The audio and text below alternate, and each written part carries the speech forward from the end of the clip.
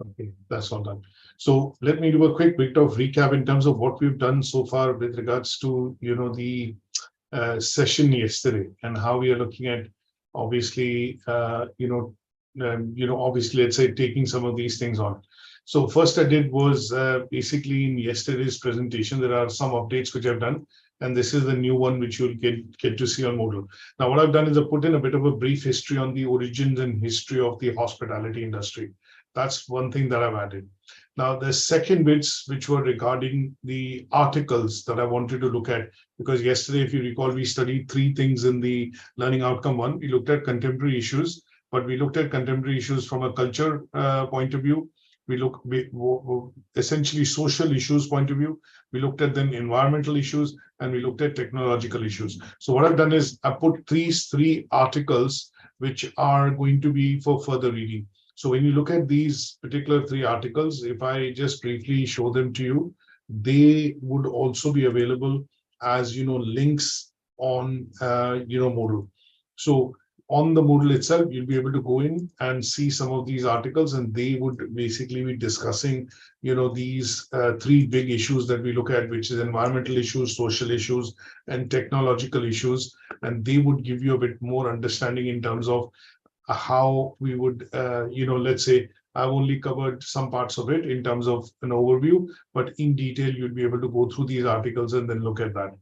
Now, in the slide towards the end, what I've done is I put two slides specifically related to these issues. So one of them is obviously social issues that we want to look at, and we want to look at addressing inequality, gender, and national culture. So I've given some example and used Marxist theory to talk about inequality, and then talk about gender, and then go to national cultures. Similarly, I'm going to add two more slides, which will be basically looking at issues on the environmental side, things like climate crisis, plastic use, natural disorders, and the third one, which is technological issues. And I'm going to put some theoretical perspective or frameworks around this, which will allow you to, understand this context, from theory and how the research is currently shaping up in this particular area.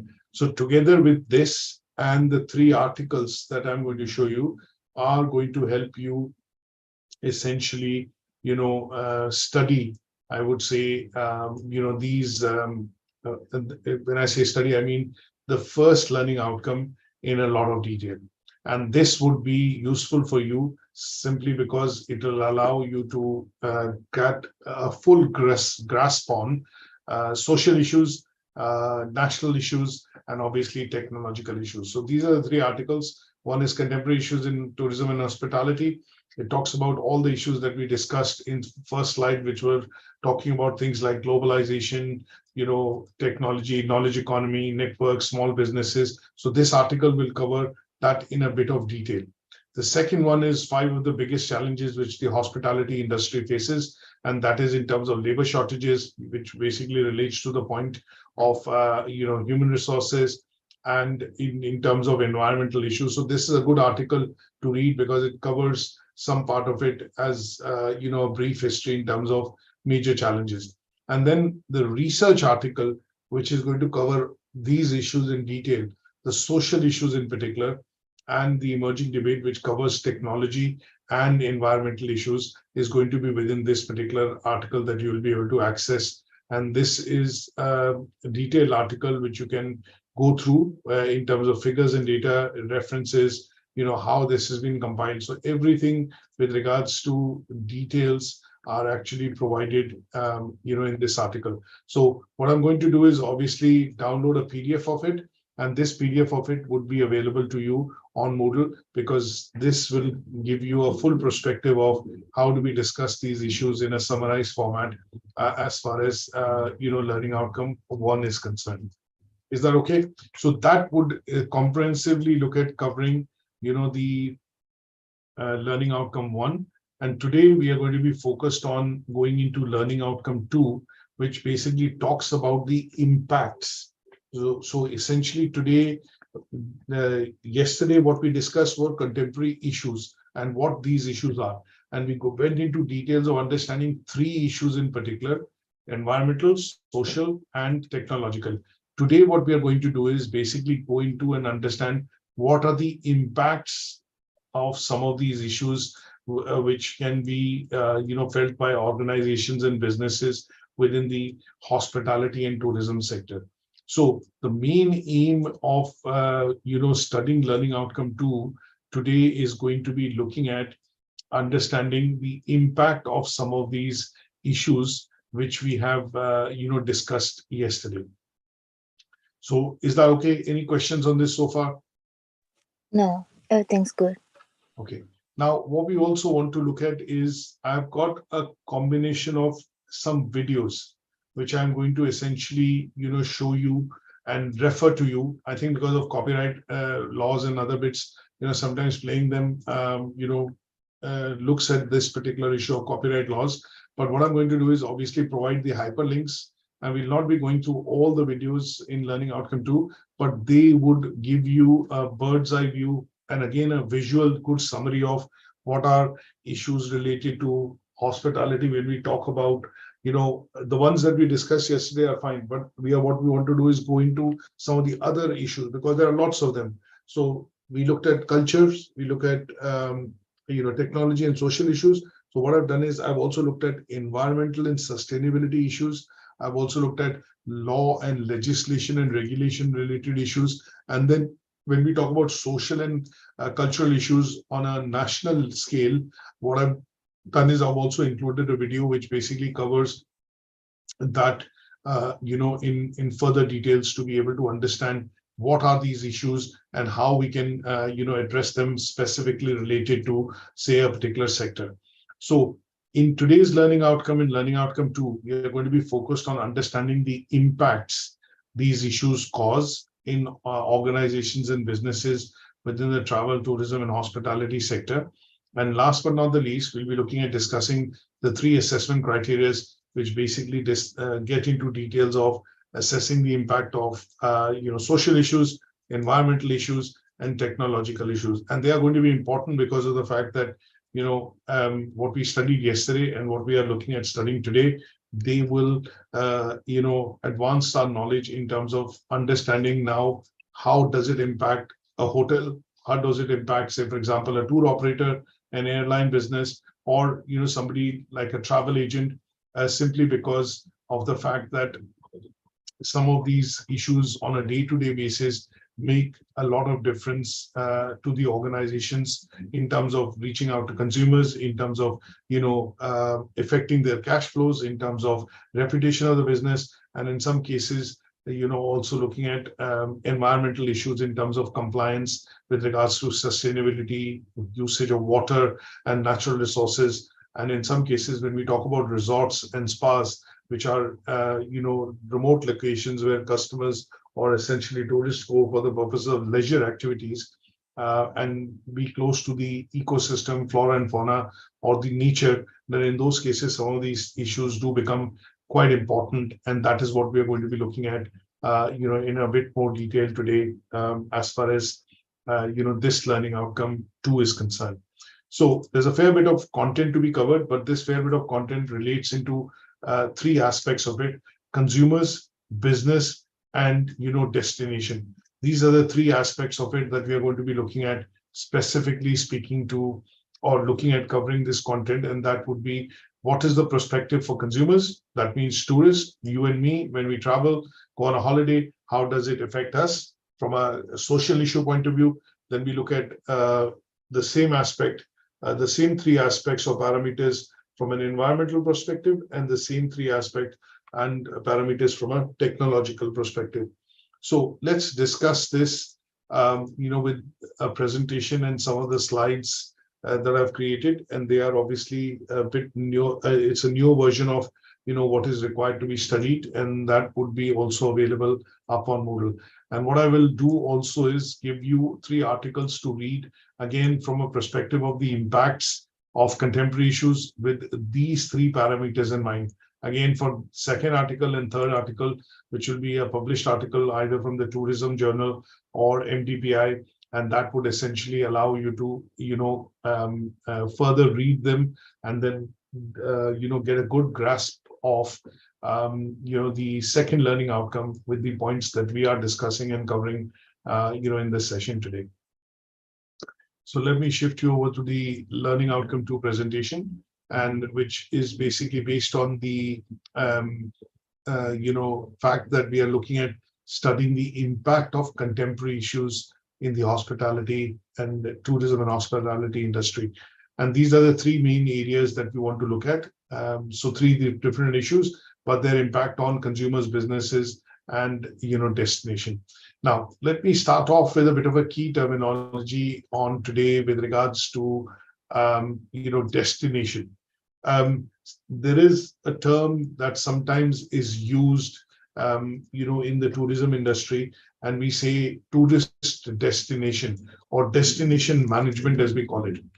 The reason why we call destination or destination management is because a destination, say for example, if you plan to take a holiday and you want to go into a particular location, that location will be termed as destination. So the location itself, or the in some cases, certain places which are cities themselves, and in some cases even countries themselves, are basically termed as tourism destinations. And that is where the word destination management comes in, because from a point of view of strategic planning and coordination of activities, resources, policies, and to create an overall attractiveness of a location from a point of view of tourism, then in those cases, it will be called destination management.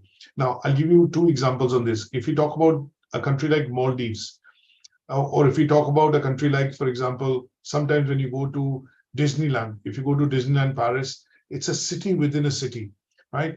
And when you go there, you have hotels, you have food chains, you have activities, leisure activities that you can perform and stay within that particular compound or the big, let's say, area which is cordoned off, and that is called Disneyland Paris.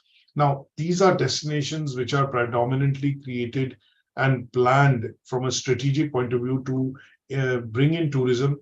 And that tourism, when I say bringing tourism, it means obviously you're bringing in tourists, but the tourism activities and things which tourists do, for example, activities related to leisure, say for example, experiences, or in terms of, say for example, let's say engagement with the infrastructure which has been created, that all happens in one particular place. So, and in those cases, when we use resources or create policies and coordinate these activities from a point of view of keeping the tourist within that location or within that area itself, then we term it as what is called destination management.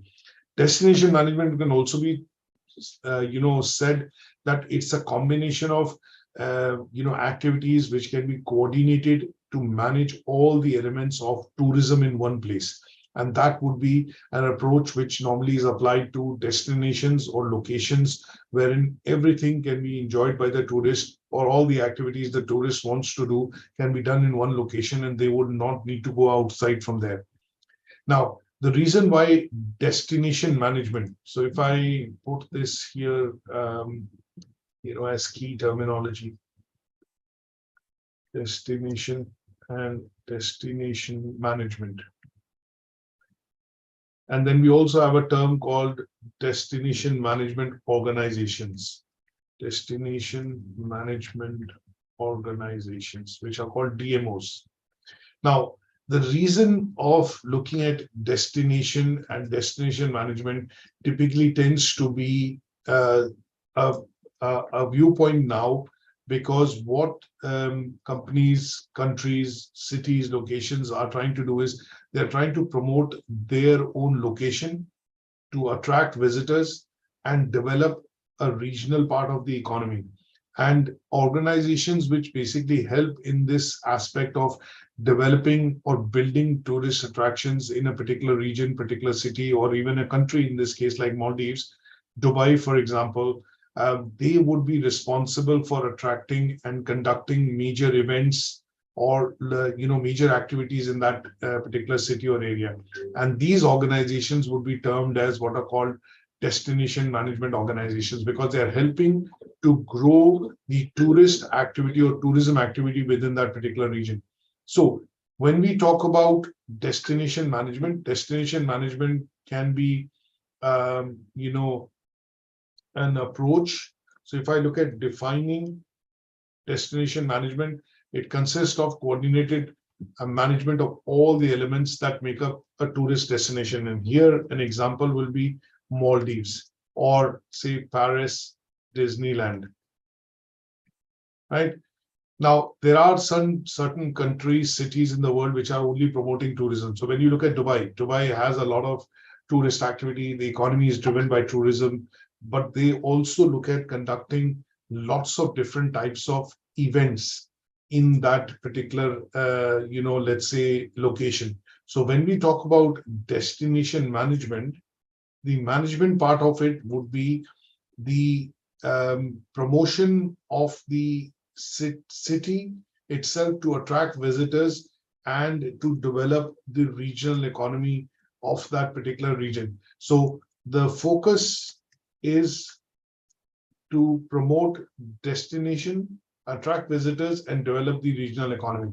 Now, when I talk about DMOs, DMOs tend to be, organizations which are responsible for everything from starting to look at attracting tourists, conducting major events, and also promoting that location by, doing local festivals or carnivals. So DMOs are responsible for attracting, for everything from attracting major sporting events to promoting local festivals. Now here, if I give an example of Dubai, what you look at is Dubai has now become an epicenter wherein we have a Grand Prix, which is the Dubai Grand Prix, which happens every year annually.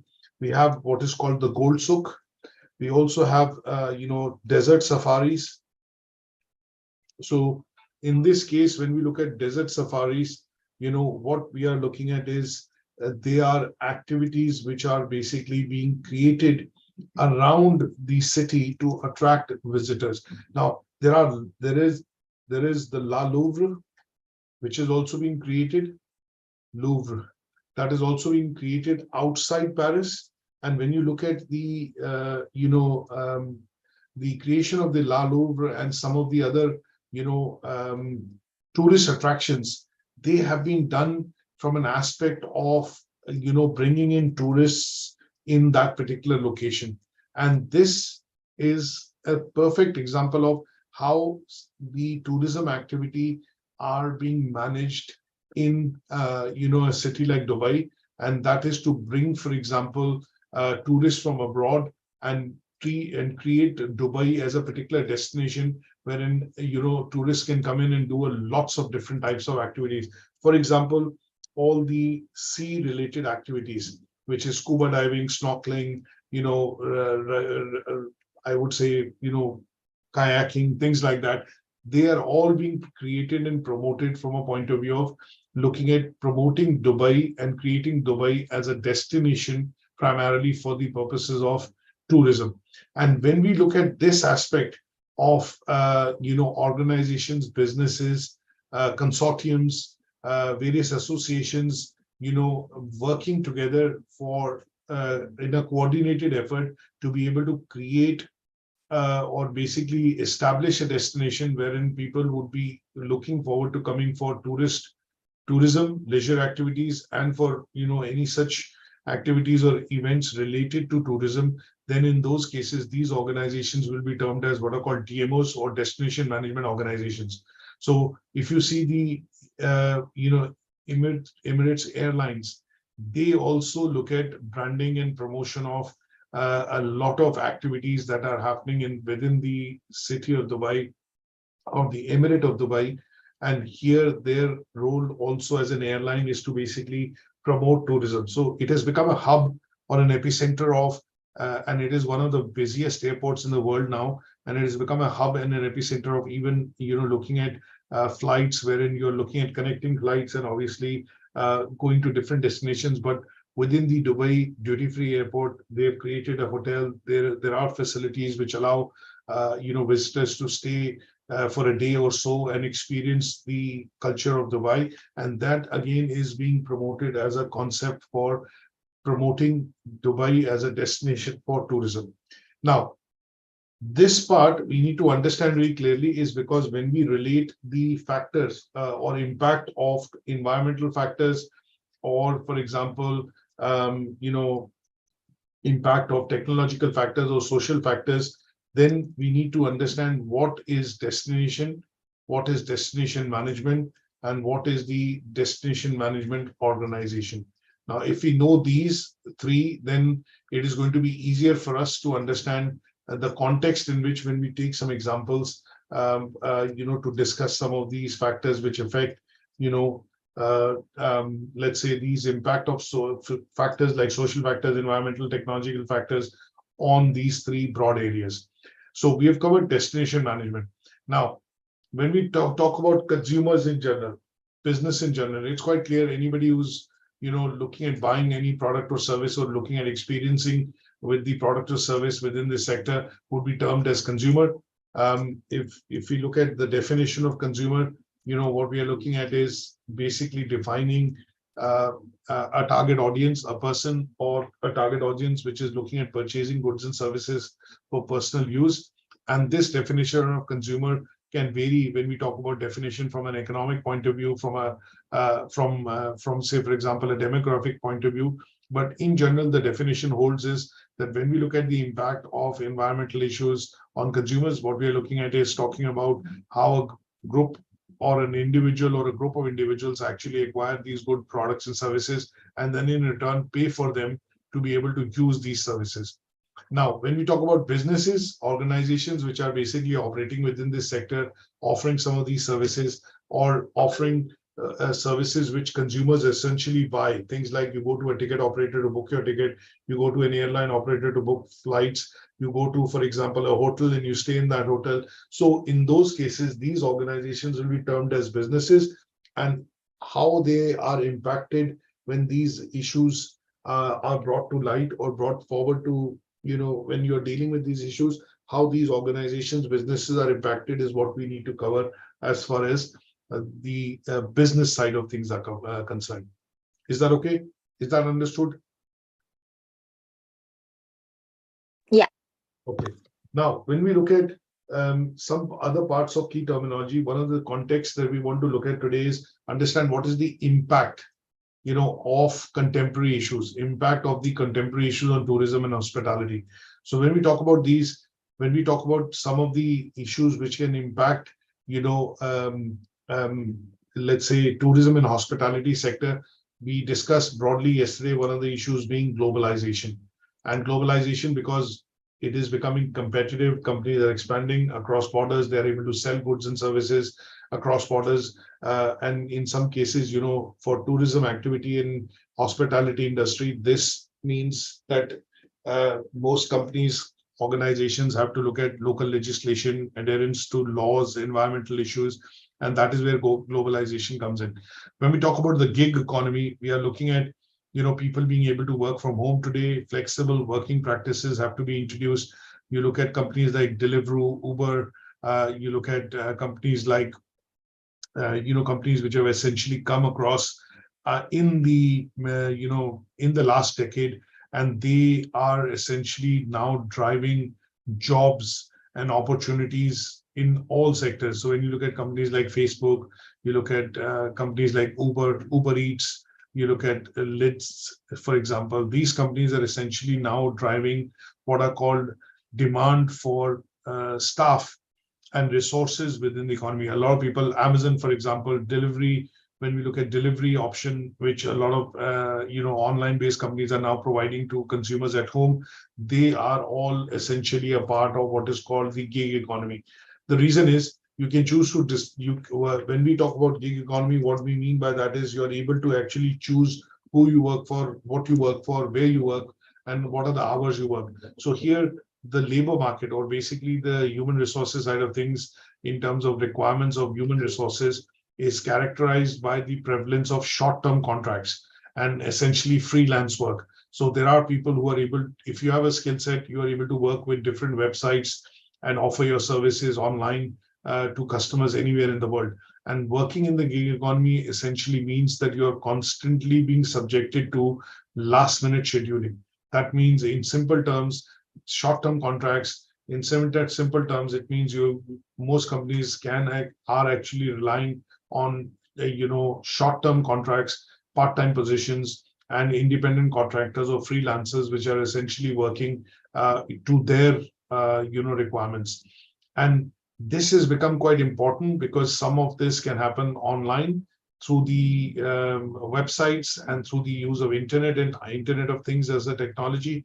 And sometimes this can also mean that the individuals who are obviously sometimes referred to as gig workers means they can enter into formal agreement or contract with a number of companies. So you might be working for somebody, but you might also be working for somebody at a different time or on a different day.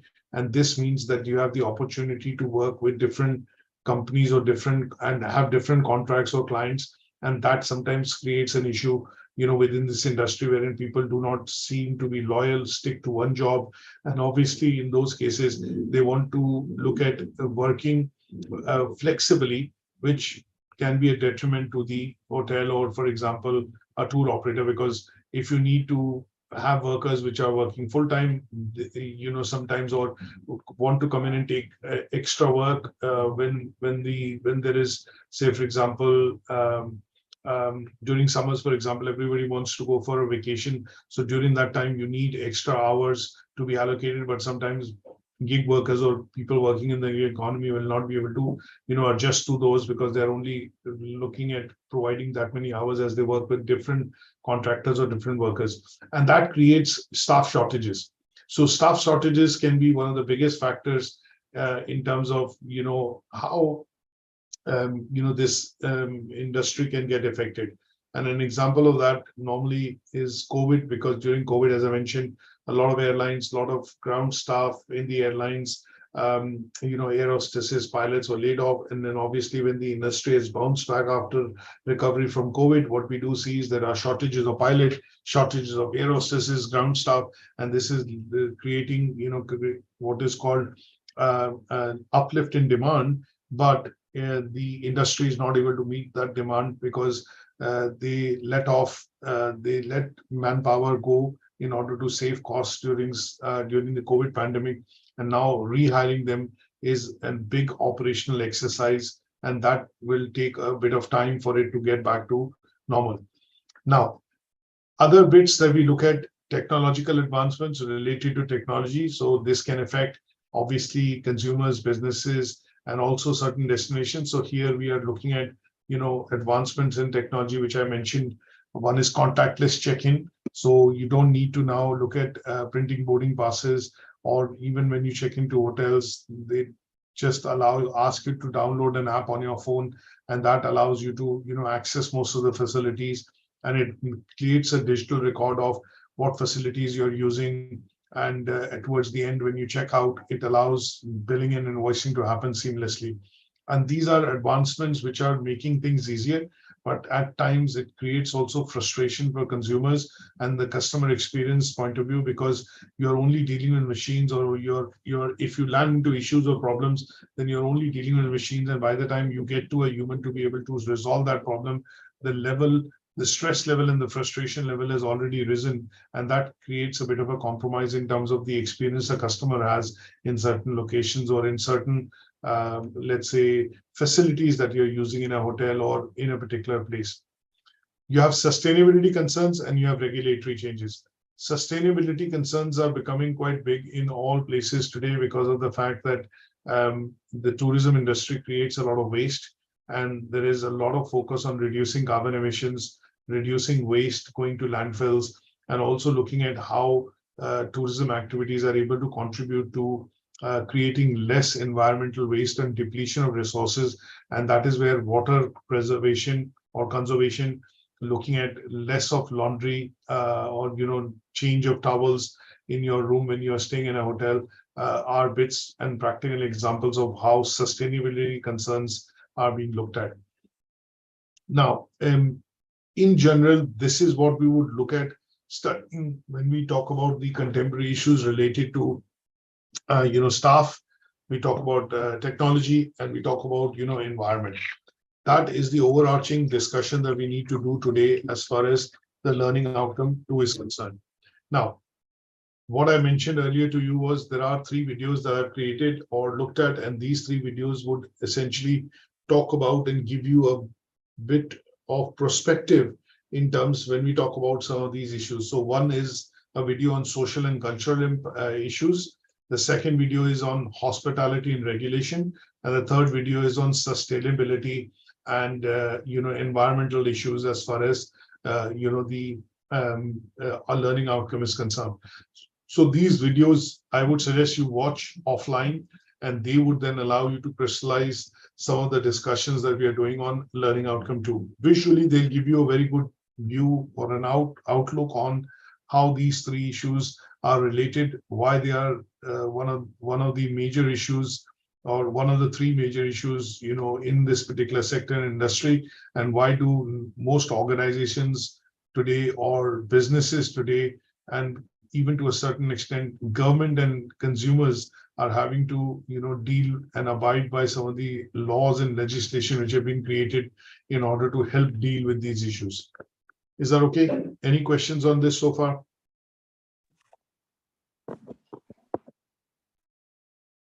Any questions on this?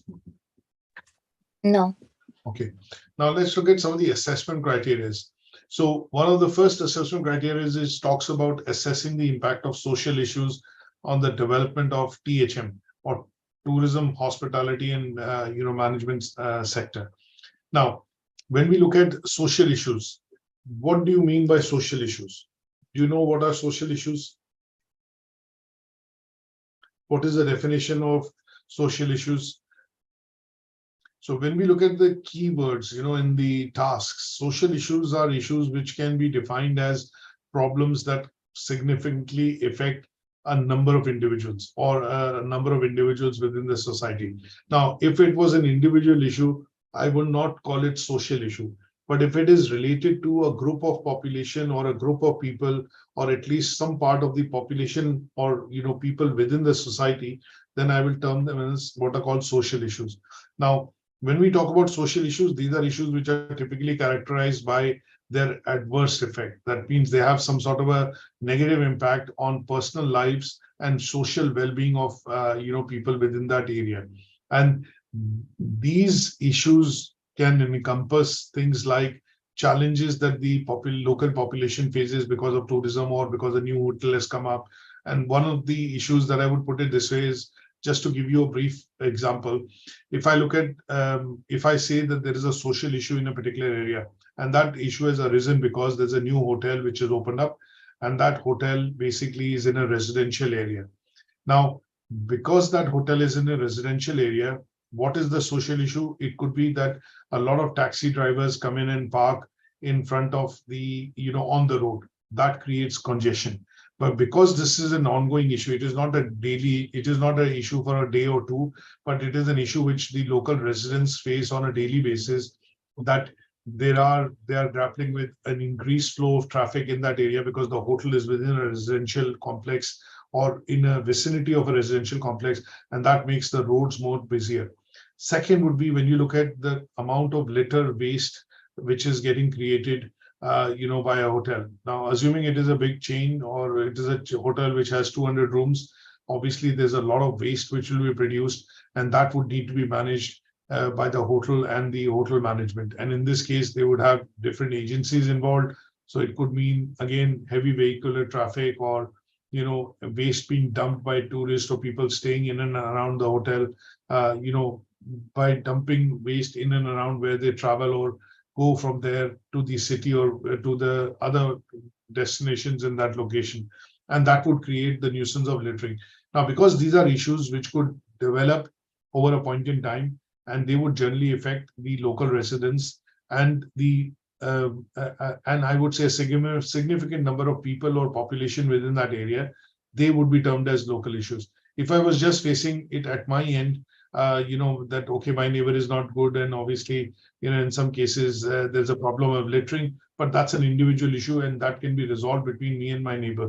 But if it happens at a scale which is affecting a lot of people, then it will be termed as a social issue. Now, these issues can have positive and negative impacts.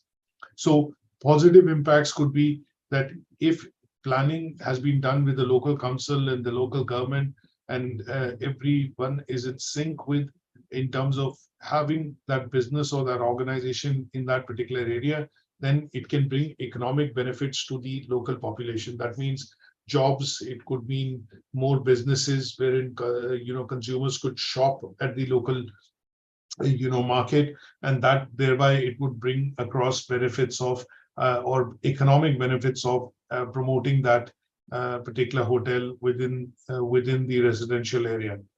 Now, it could also have a positive impact from an aspect that if the hotel takes charge and owns the region or the area, they would look at maybe uplifting some of the local parks or maybe make some investment into certain other areas in and around the hotel, which would lead to beautification or obviously development of the area itself. And that would again be a positive impact or benefit of having a hotel within, say, for example, in this case, a residential area.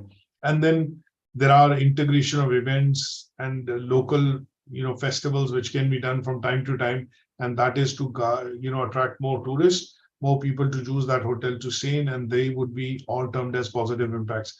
Negative impacts could be challenges which tourists bring to the area in terms of as I mentioned, for example, congestion, overcrowding, or increased cost of living, because in general that area might become a bit more affluent, and because that area becomes a bit more affluent, costs start to rise, and then when costs start to rise, what tends to happen is it also raises cost for the residents or the nearby residents in that area, and that in general would mean that living in that area might become a bit more expensive, and that could be a negative impact. Over a point in time, if people feel they are not able to afford those expenses in terms of say for example staying within that area, you might see that they might end up selling the property and going elsewhere, and that could also create issues in terms of affordability. So people might not be able to buy a house in that area because it's become too expensive, or in some cases it will lead to displacement. That means people who want quieter environment, who do not want that busy environment, they might decide that, okay, this is not an area now for me to stay, and they might leave that location, and that would see that as a negative aspect of social issues because of tourism. Then we talk about sustainability. So if we talk about sustainability, what you're going to see is that at some stage, in order to drive some of the activities, keep the tourist activities going, they would need to be things which will happen in that area, which will be looking at providing these services. So let's put it this way as an example to explain this point. When we look at a big hotel chain opening up a hotel within a residential area, what it will also need is that it will need trained manpower to work within that hotel. It might also need partners and suppliers which will be required to basically provide or take up some of the services within the hotel, which the hotel staff might not be able to do directly.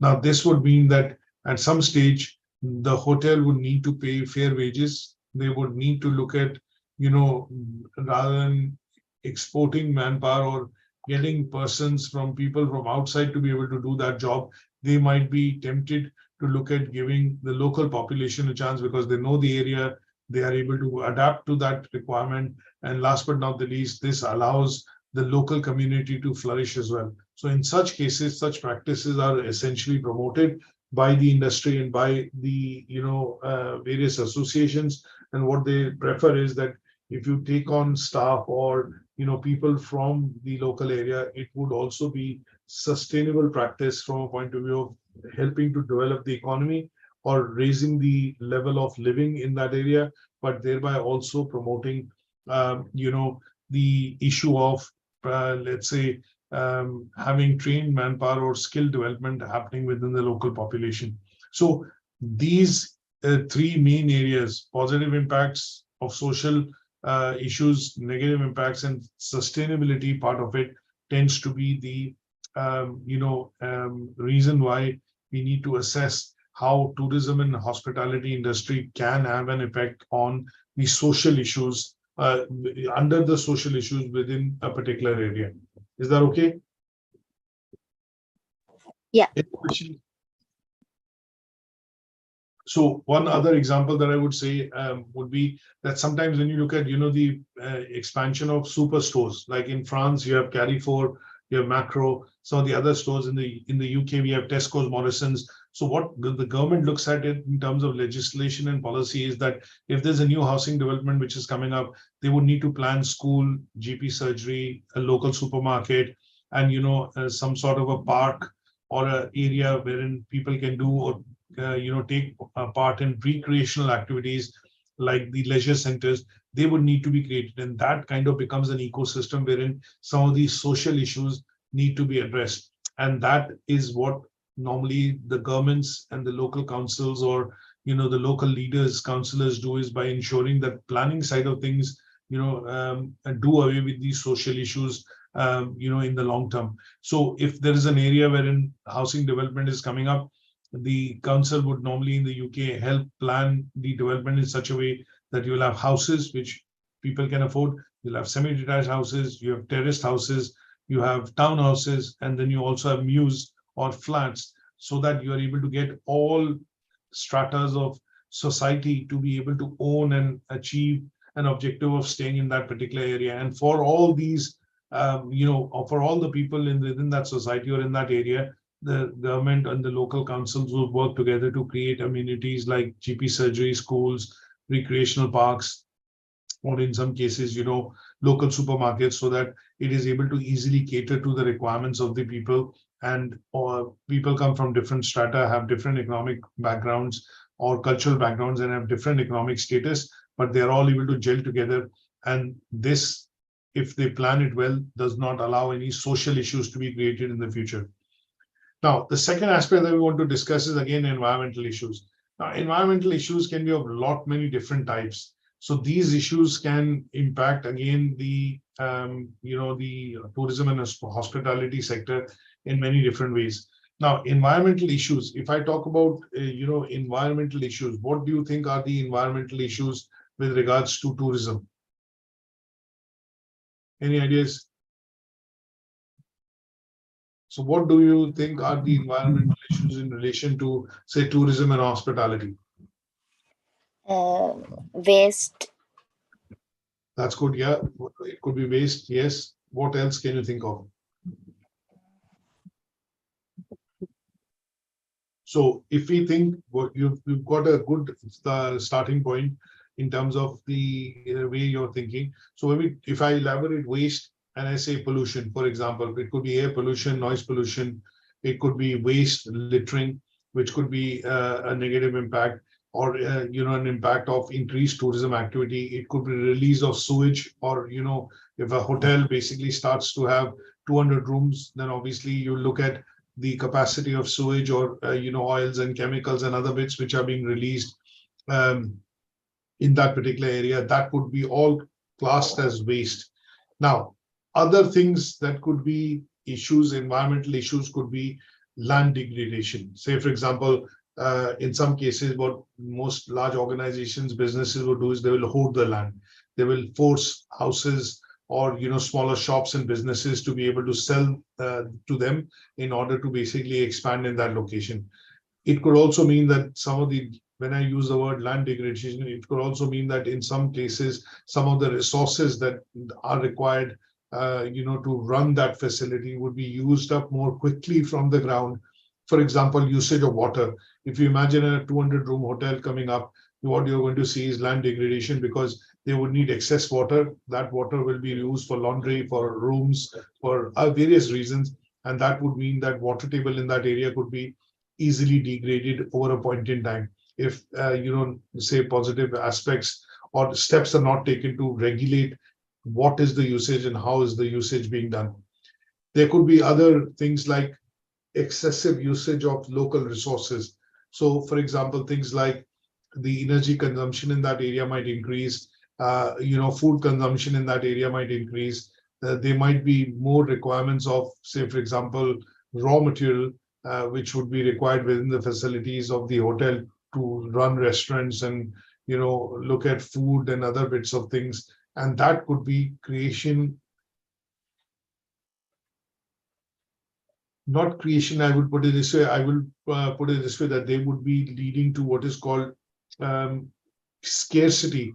It might create scarcity or issues related to, say, for example, resources which are required because there's a high demand placed in that area because of the hotel. So most of the, say, for example, in order to get business, practical example, taxi drivers might be more in that location because they feel they get more customers or more rides for their cabs when they are placed outside, the hotel or are in the, in that vicinity.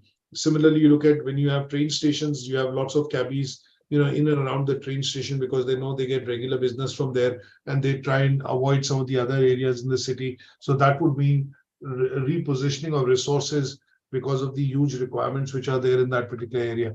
So when we look at environmental issues you have rightly identified would have pollution, noise, sound, or air pollution. We'll be looking at waste, littering, and in some cases looking at sewage position, from a point of view of sewage treatment plants and other expansion of other machinery will have to be done by the local council or the government in that area, and that is to avoid polluting the local flora and fauna and not causing any widespread pandemic within the local population.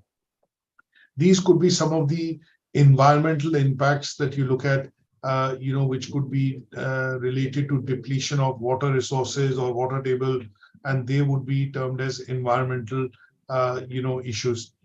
There could be some issues which are obviously positive. They could these issues could have a positive impact and a negative impact. Positive impact being again supporting the economy, making the local destination more attractive to tourism.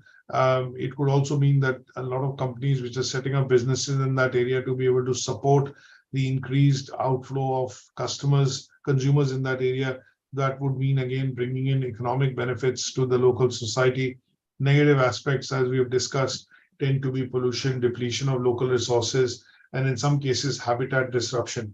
So felling of trees, clearing of parks or areas in and around to make space for parking and other requirements for the hotel would mean that local habitat would be disrupted. That means trees or green areas would be disrupted, and that would mean that these areas, when they disappear, the local flora and fauna, things like birds, plants, the things would also disappear over a point in time, and they could be what are called negative impacts. Now, environmental issues can also have economic and socio-cultural implications. How do we look at that? So when we talk about environmental issues, they are connected to social issues as well. So sometimes when you see the local population says that obviously they welcome the investment in the area, they welcome the companies, interest in growing and supporting the local community in terms of jobs, skills, and other bits. But the flip side of that is that they also do not want their area to be taken over by the organizations, or they also want the area to be clean or not being polluted. And that is where economic and social cultural issues sometimes tend to have far-reaching applications when we talk about long-term aspects, effects of it. A lot of construction activities, for example, if it is to continue over a point in time, because these hotel or properties or other businesses cannot be constructed or created over time, in short point of time, they take maybe activities take 1 year, 2 year to happen. Then, for example, dust, disruption, heavy vehicular traffic, these would be issues that would be related to social issues, but they are also environmental issues because they are going to create a level of pollution or the air in that area, the air quality in that area might not be suitable for the residents for a while, and that is where you would generally see these issues and implications, issues being connected, and some of these issues, when they are connected, can have far-reaching implications on the local population. Now, in conclusion, when we talk about environmental issues, what we're also looking at is the governments are now currently working together to look at creating policy and legislation which will help in the development of sustainable tourism. That means from a long-term perspective, most government economies and local areas are essentially planning towards ensuring that tourism and tourism related activities do not have a severe impact on the environment in that particular location.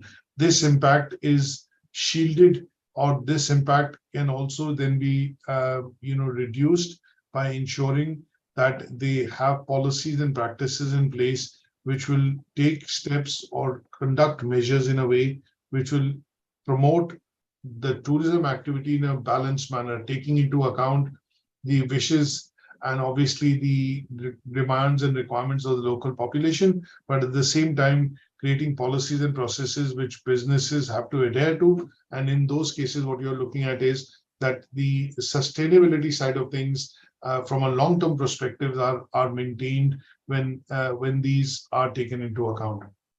Is that okay? Any questions on this so far? So balancing is a major aspect with the policymakers when we talk about environmental issues and promoting hospitality and tourism interest within a particular area. So policymakers have to look at this in terms of having a balancing act so that they are able to benefit the local population, the local community in terms of economic benefits, but at the same time look at preserving the environment and in preserving the resources, natural resources of the environment, thereby protecting and creating these activities from a long-term perspective. Okay. Any questions on this? No. Okay, let's go to the third aspect, which talks about technological issues. So when we talk about technology and technological advancements which are happening within the sector in general, it also creates, again, opportunities. And in some cases, it can also serve as a drawback. Now, opportunities are clear because obviously it helps in streamlining operations, increasing productivity and efficiency, reuse of some parts of the material or reuse of some part of the things which the hotel has created. In this case, if we stick to a hotel chain, then that allows technology to be useful from a point of view of implementing into the sector. And again, I'll give you a simple example here. If you look at hotels, if you had stayed in hotels 10 years back, most hotels had, huge keys, locks, and a brass kind of a, keychain for the hotel. They never used to give you a key. Now, these keychains, if the keys were lost, broken, or stolen, they had a lot of cost in terms of replacement. Now, over the years, what has happened is that most door and locking systems have been changed into what are called RFIDs. So what happens is, when you check into a hotel, they give you RFID program cards, and these program cards then can be used for checking in and out of a room or within various facilities within the hotel. Now, when you check out from the hotel, you return these cards back. They can be reprogrammed and given back to the new customers or new tourists which come in and check into that hotel.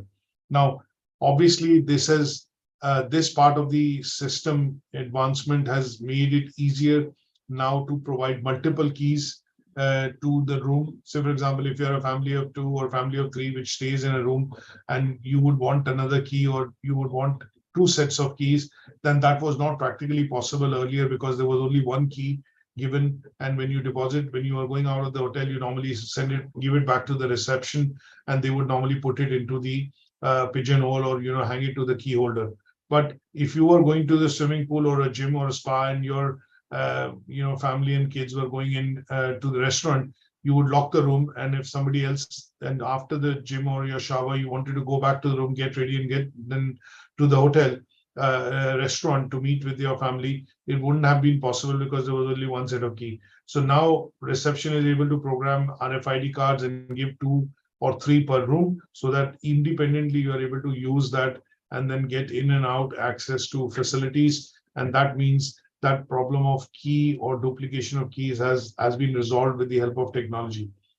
Now, in some cases, even billing systems, softwares that we use, allow you to be able to see within your in-home entertainment system in the room itself that what usage you're doing and what is the total bill that you're accumulating so far, and all that can be done from within the room itself because of the advancements of technology. Similarly, we can talk about a lot of different types of enhancements which are possible today because of updates or changes which are happening because of technology in this sector. give you an example of even RFID cards are now being replaced because sometimes customers forget to return those cards or lose these cards. That means the company or the business still needs to keep replacing these cards. And what most hotels have now, large chains have gone into is they have what are called membership points, an app on the phone which allows you to do most of these functions, things like checkout, check-in, your billing and invoicing, settling your bill, looking at what features or what things you have used during the course of your stay at the hotel, and that makes it easier and lighter and a quicker process at the time when you're checking out by just depositing, okay, saying that, okay, I've checked out, here's the card, here are the various details, and the receptionist or the person at the front desk can actually confirm that yes, that's been done, and that adds to the application interface that the customer might be using. Now, negative effects of that could be very few, which means one of the challenges is to keep, there is no negative effect, I would put it this way. There could be some, but there are challenges which some of these, advancements also bring in. And these challenges are that there is a rapid evolution of technology also happening. So, and I gave an example yesterday when we talked about that a lot of hotels, if they say, you look at the 5-star rating of hotel, when you talk about 5-star rating, so what is the rating built up of in, hotels? So when you look at star ratings, it basically depends on accessibility, service, the kind of bedrooms, bathrooms, cleanliness, food, and the hotel exterior. Now, when we look at these ratings, a 5-star hotel would have all these features in it, like a 24-hour coffee shop, a swimming pool, which is an Olympic size or a big swimming pool. They have a 24-hour coffee shop. They have a restaurant which works, 24/7. And then in some cases, some of the facilities like bars, spas, fitness centers, swimming pool, and business centers are available within their premises. And this allows the hotel to attain a 5-star rating. Now, one of the things that you are also going to see within these factors is that if I look at 20 years back, most of the rooms did not have a television. But then slowly, as television technology started to increase, some hotels used to put in 14-inch, some 15-inch, some 17, and some 21-inch televisions. But they were all what are called CRT or cathode ray tube televisions. Now, they were bulky, and obviously, in some cases, took up a lot of room space within the hotels. But as say for example, technology has kept pace, what has happened is over the years, as you would see, these were the kind of televisions which were there in hotels. Now, what has happened over the years is that this has now got replaced with LCD televisions. LCD televisions have got replaced with plasma TVs. Plasma TVs have now got replaced with OLEDs. And when we look at these type of models and televisions, what you're generally seeing is that there's a rapid change in technology which is happening in a span of 5 to 7 years, which means a lot of hotels now need to look at investing into a lot of technology.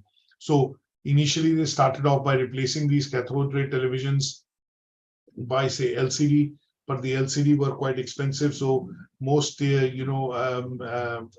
room looked at putting in a 32-inch LCD, but at some point in time, then as the prices went down, they went into plasma, sizes started becoming bigger, and obviously it became a prestige issue. And when you look at rating of the hotel, a minimum rating of 5-star can only be accorded if you have at least a 40 or 42-inch television in the room. And there could be normal rooms, superior rooms, classic rooms, suites, and obviously all these things are then are being upgraded to keep in line with the requirement and the price which the hotels are charging for some of these rooms. So when you talk about these kind of features, what you will generally see is that in order to keep let's say with the technology, what hotels have had to do is upgrade and keep in line with the changing technological requirements in order to attract consumers. So as you would see, some of these things put on an additional expense, on the, hotels, and they have to keep upgrading these technologies. Now, there could be data concerns, there could be concerns in terms of security, and all those things will also have to be taken into account in order to ensure that the customer's data and their privacy are also taken into account. Now, these systems that they employ, computer systems, for example, that they employ, sometimes have had issues in the past wherein, there have been breaches in security and customer data has been stolen, and they could be the negatives of what we get to see, happening within sometimes, this particular sector.